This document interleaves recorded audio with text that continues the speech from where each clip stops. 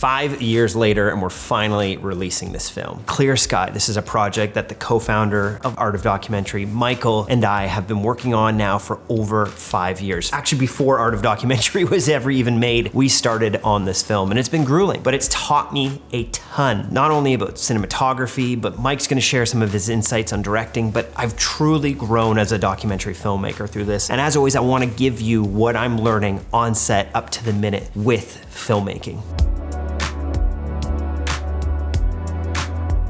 Since this project's inception, there has been many ups and downs, times where we wanted to just quit the filmmaking process, times where people told us we are not allowed to make this film, and times where we've had incredible people from the filmmaking community come alongside and make sure that this project has gotten out, including Derek Sinifrans, who's the executive producer. You might know him from films like Blue Valentine. He's lended his expertise in some of the storytelling on this project, as well as coming on as the EP. And I got to sit witness to what it's like to create a true score for a film. We had the composer Hannon Townsend. I watched Michael and Hannon work together to create the incredible music for this film.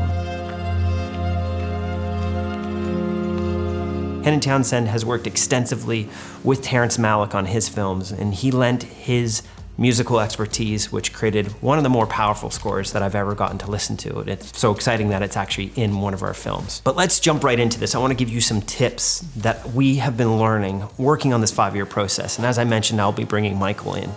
I feel the strength of my ancestors, the strength of my culture.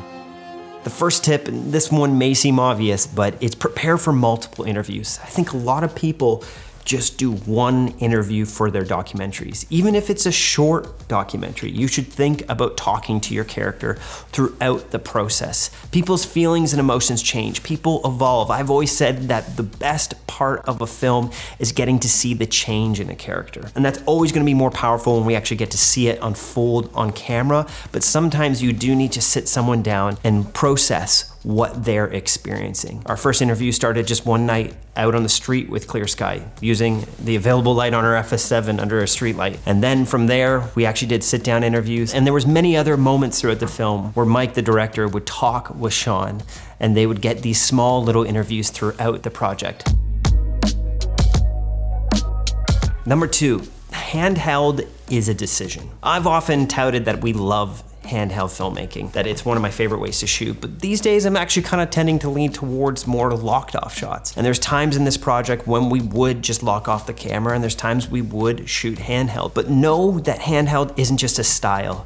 It's a decision which communicates what your character's feeling. This was a tumultuous film at times, even for Sean to work on. It was him battling his addiction and confronting some really deep childhood wounds in his life. We didn't just carelessly decide to keep the cameras in our hands, but it represented the tension that Clear Sky was navigating in his own life. And that's not to say if you go handheld, you have to stay committed to it. You can switch over to just tripoded moments in your film.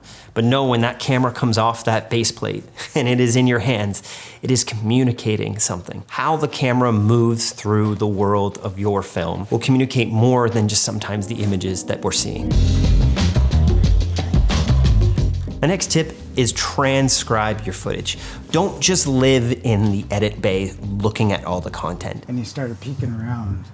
Like he came out and he was like looking out if it was okay to play, like if it was safe. If you safe. Sometimes it's important just to take all of the words that your characters have been speaking and read them as if they were a script, as if they were a book. Michael, the director, does this extensively, and I'll talk to him about his process with this. But I've been finding with all the projects I've been working on, when I can sometimes get away from the actual footage and just read what's being spoken about by my characters, I begin to notice themes, connections, and changes in their lives that we can identify and work on. Of course, you always do need to watch the footage after, because the way someone delivers something and the way you read it in your head can be different to the reality of what you actually captured. But get into transcripts. This is the difference between aimless filmmakers and assertive filmmakers. One of the ways that we work with our transcripts is we actually take the footage out of Adobe Premiere, like I said, getting out of the edit suite, and we import it into Descript. Not only does it automatically transcribe your text, but then we're able to, as a team, begin to collaborate on that transcription. That's where then I'll begin highlighting the text and cutting down the script script of the film, the voices, what people have said, and beginning to build my timelines. And what's really easy with Descript is I can then take that timeline that I've built and that other people have worked on and export it back out to Adobe Premiere or DaVinci Resolve. I'm not sitting there with all the footage or having to be connected to a hard drive, but I'm working directly from my web browser or with their app. This has been so helpful when we have writers who aren't paying $50,000 a month for their Adobe subscription, or at least that's what it feels like these days. I'm not exaggerating. But it's helped our team to be able to easily work with these transcripts. And another feature that I love about Descript is you can search for specific words. This is helpful sometimes in an edit when you're actually looking for certain themes or ideas or quotes about certain things that happen in your film so that you can help build the story. And there's a ton of other features that Descript can actually do as well, which includes when, if you're reading off a script, they can actually AI track your eyes back to the lens, which is kind of creepy, but it works so that you can just look at the lens, or rather look at your script, and it'll correct that so that you don't ever have to be worrying about memorizing and glancing back. And they also have a feature called Underlord, which is an AI tool that can get rid of all the ums and ahs and all the filler words and pauses so you can efficiently cut down your footage, which I know my editors would love because I'm constantly sitting here daydreaming about heavy metal. Actually, I prefer underground hip hop. Music nerd. We've been loving using Descript for our documentary workflow, and I put a link down below so you can check it out yourself. Descript, the underlord of film. That's not their slogan at all. Now back to our documentary tips. I want to bring in Michael del Monte now, who was the director of this film, and talking about that process of creating a documentary over 5 years. Mikey, I can't believe it, 5 years later, here we are talking about this film. I know both of us have grown not only from this project, but everything we're working on. But for you, what is one of the most important tips? What is one of the things that you've grown from most making this film? You know, I've made a number of features now, and I find the ones that do the best out in the world, not necessarily the ones I'm most creatively proud of, but the ones that are received the best are the ones that usually have a deadline on them. I'm thinking of a short doc that I just made, like a branded content doc we could talk about sometime, and Transformer, and they had broadcast dates. They have very firm delivery dates, and sometimes I find with my passion projects, when I'm trying to get as much depth as possible. Like I'm trying to go to places the character is going to for the first time. Like I'm trying to uncover thoughts that they've never thought about. Well, that's my favorite thing to do for my style of filmmaking. It also can leave you in a bit of a outer space of where do I go from here? Like you're just, you can just keep following, keep tweaking the edit, and I think having a firm deadline, it would help you a lot more just to say, this project's done. Doesn't mean my career's done. I can still make more films, but I know I've got this amount of time to get this as best as I can, and that's that. What do those deadlines look like? Is that putting a deadline on your character's arc, saying I'll finish this film when this happens in their life? Or is it literally just saying on July 23rd, 2023, we're done shooting? Well, I think it's both. I think it's conversing with the character to find out when that big thing is happening, and then saying that that's going to be kind of our pinnacle. That's our ending, whether it's somebody climbing a mountain, someone competing in a bodybuilding show. In my case, someone going to visit his birth mother for the first time. It's like I kind of talk with the character and search out what would be that thing that you're striving for, that you're trying to achieve, and allow that to be more or less my ending. There may be a pickup shoot after that to get some VO you need, or some shots you missed, but no, for the most part, it's a conversation with the character, and that conversation doesn't need to be from day one. You can start your project, and then as you grow in a relationship and you talk about what the goals and objectives of that character are, kind of the questions they're trying to get answered, then you can figure out where you're trying to go with this. Yeah, life always unfolds and we're always growing. And so if you put the pressure for your film to have to tell an entire life story, you're never going to finish the edit. And so I think that's so important. We always talk about putting restrictions and boundaries on our art, and this idea of actually having deadlines will get the project done. Yeah, so maybe just for those of you watching, give yourselves kind of like 3 deadlines. One is sort of your production deadline. One's your post-production deadline, and then one is your release deadline. right? We can talk about those another time. We talked about the production deadline, but then you do want to have some type of post-production deadline. Usually that's influenced by either like a broadcast date or a film festival that you're targeting. And then you need to have a release deadline, just saying by this date, no matter where it's at, I'm getting it out into the world.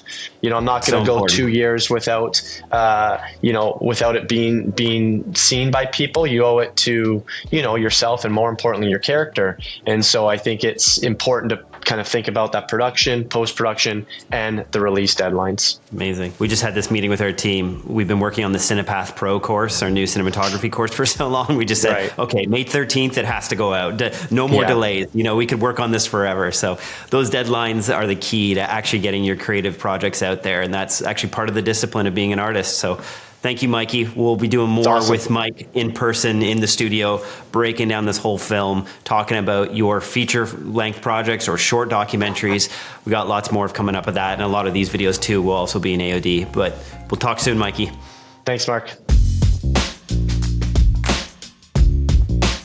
The lie of passion projects. I think a lot of people, and sometimes perhaps myself included, have implied that if you shoot a passion project, it's just gonna get you work, that is the key to the clients. The lie of it is that clients don't really care that we've shot clear sky. They're not gonna look at that and say, wow, can you shoot a car commercial for me? Or hey, could you create some cool reels for our new product? That is where the money lies still in a lot of commercial filmmaking or working for other influencers, creating their reels or for brands. So when they look at a challenging film that we worked on, like Clear Sky, it doesn't really connect to them. What it does do is it gives us a reel. It helps build our portfolio and our persona as filmmakers that we can put this stuff on our website. But where it does translate to you getting more work is passion projects require you to make all the decisions. You're at the helm. It is a moment for you to connect to your creative taste. And the best directors don't necessarily have the best talent. They have the best taste, which comes down to the decisions they make on set and the crew that they decide to get around them. And that's who you will see being the most successful.